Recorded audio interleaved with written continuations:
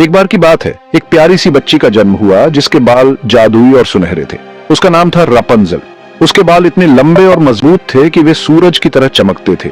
उनमें एक जादुई शक्ति थी जो बीमार और घायल लोगों को ठीक कर सकती थी। लेकिन इस खूबसूरत तोहफे के साथ एक कीमत भी चुकानी पड़ी। एक दुष्ट चुड़ैल मदर गोथेल रेनपंज़ल के हैरों की जादुई शक्तियों को खुद के लिए चाहती थी।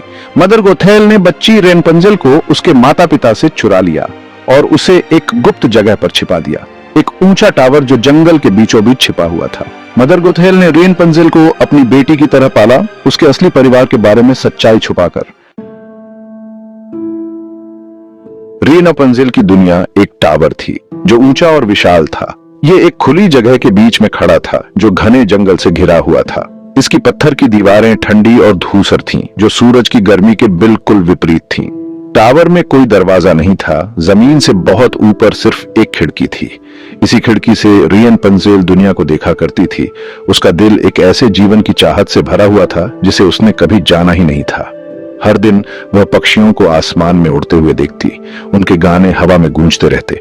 वह बादलों को तैरते हुए देखती, उनके आकार लगातार बदलते रहते, विशाल नीले कैनवास पर चित्र बनाते रहते। रात में तारे लाखों छोटे हीरों की तरह टिमटिमाते और चांद अपनी चांदी सी रोशनी से दुनिया को नहलाता। रेनपंज़ल के दिन लंबे और नीरस थे। अपने टावर की चारदीवारी में कैद उसे अपनी दिनचर्या और कल्पना में ही सुकून मिलता था। वह अपने दिन अपने लंबे सुनहरे हैरों को ब्रश करने में बिताती। उसके बाल टावर की दीवार पर धूप की नदी की तरह बहते थे। वह खुद से गाना गाती, उसकी आवाज खाली कमरों में गूंजती, सन्नाटे को संगीत से भर देती। वह किताबें पढ़ती, उनके पन्ने उसे दूर देशों में ले जाते और असाधारण किरदारों से मिलवाते। वह पेंटिंग करती, उसके कैनवस जीवंत रंगों से भरे होते जो उस सुंदरता को दर्शाते थे जो उसने अपने मन की आंखों से देखी थी। लेकिन इन सब के बावजूद उसका एक हिस्सा अधूरा ही रहा, कुछ और की चाहत में।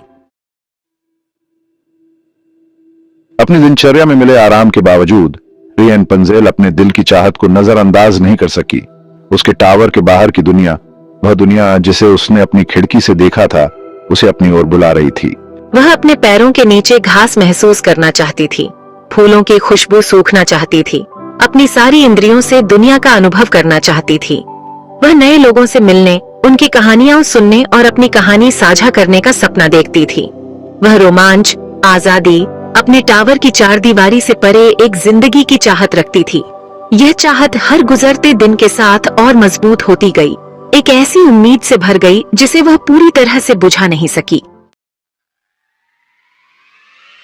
एक दिन फ्लिन राइडर नाम का एक सुंदर युवक रेनपंज़ल के टावर पर आ पहुंचा। मैं तो बस छिपने के लिए जगह ढूंढ रहा था यार, शाही पहरेदारों से। वह एक चोर था जो भाग रहा था, शाही पहरेदारों से बचने के लिए जगह ढूंढ रहा था। ये जाने बिना कि वह कौन है, फ्लिन ने टावर को एक आदर्श छिपने की जगह के रूप में देखा। यह टावर एकदम सही जगह लग रहा था, सुरक्षित और एकांत। वह दीवार पर चढ़ गया और खिड़की से अंदर चढ़ गया, लेकिन रेनपंज़ल को देखकर हैरान हो गया। अरे, यहाँ किसी को पाने की उम्मीद नहीं थी। उसकी अनाड़ीपन पर हैरान और बाहरी दुनिया की उसकी कहानियों से उत्सुक रेनपंज़ल ने फ्लिन में टावर से बचने के अपने सपने को पूरा करने का मौका देखा। बाहर की दुनिया ये विशाल है और रोमांच से भरी हुई है। उसने उसमें उम्मीद की एक किरण देखी, उस दुनिया का अनुभव करने का मौका जिसे उसने केवल सपना ही देखा था। रेनपंज़ल ने अपने मासूम आकर्षण और दृढ़ संकल्प के साथ बदमाश फ्लिन राइडर के साथ एक सौदा किया। मैं आपका चोरी का सामान वापस करने का वादा करती हूँ, अगर आप बाहरी दुनिया में मेरे मार्गदर्शक बनने के लिए सहमत होते हैं।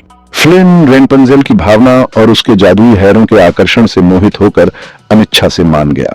ठीक है, मान गया, लेकिन ये इसके लायक होना चाहिए। उसने इस अजीबोगरीब स्थिति में अपनी परेशानियों से बचने का और शायद कुछ मोचन पाने का मौका देखा। साथ में उन्होंने एक योजना बनाई। मैं अपने लंबे हैरों को खिड़की से नीचे करूंगी और आप रस्सी की तरह उनका उपयोग करके ऊपर चढ़ सकते हैं। और फिर हम दुनिया में निकल पड़ते हैं। हमारी किस्मत आपस में जुड़ी हुई है।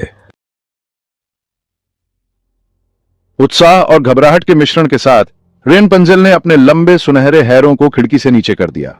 अब जो होगा देखा जाएगा। फ्लिन अपनी बात पर कायम रहते हुए टावर में चढ़ गया। बस पहुंच गया।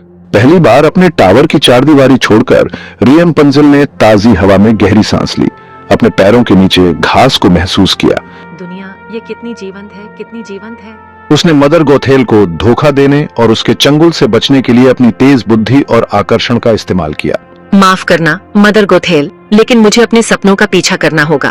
टावर से हर कदम दूर रियन पंजेल ने आजादी की लहर महसूस की। उसकी उम्मीद एक नए आत्मविश्वास में खिल उठी। जैसे जैसे उन्होंने साथ में यात्रा की, रियन पंजेल ने बचपन जैसे आश्चर्य के साथ दुनिया का अनुभव किया। उसने प्रकृति की सुंदरता, शहर के चहल पहल भरे जीवन और अजनबियों की दया पर अचंभा किया। तुम्हें पता है तुम सच में कुछ खास हो रपुंज़ल। फ्लिन शुरू में तो रोमांच और रियन पंजेल के जादुई हेरों की ओर आकर्षित हुआ था, लेकिन खुद को उसके दयालु दिल और साहसी भावना के प्यार में पड़ता हुआ पाया। मैं तुमसे पहले कभी नहीं मिला। उसने अपनी स्वार्थी इच्छाओं से परे देखना शुरू कर दिया, जो रियन पंजेल की अटूट उम्मीद और जीवन के प्रति उत्साह से प्रेरित था।